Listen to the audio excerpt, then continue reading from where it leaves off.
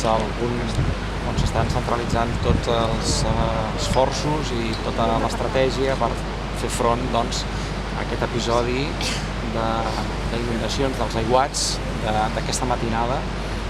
Jo, com sempre, en primer lloc vull estar al costat de tota la gent que ha patit aquestes inundacions, especialment, si em permeteu, de la gent i de les famílies ara angoixades per les persones desaparegudes. Com sabeu, hi ha 4 persones desaparegudes en aquests moments, 2 de Vilaverd, una persona de l'Espluga de Francolí i una altra de Prades. Anaven juntes, aquestes 2 últimes.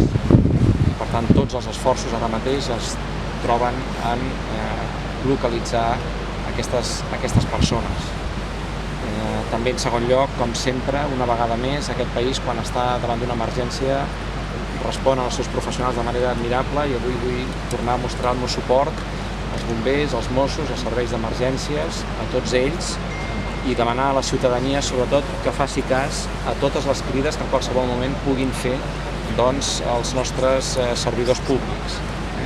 En aquests moments hem passat de la fase d'emergència en la que ens troba INUNCAT a la fase ja d'alerta, que és una fase menor, i per tant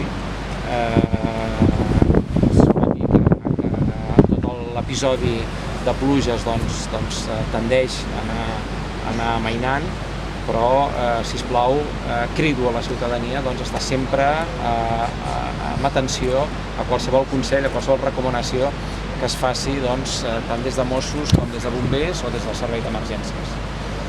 En qualsevol cas, estem al vostre costat. Moltes gràcies per tota la feina que esteu fent, com sempre, i res més.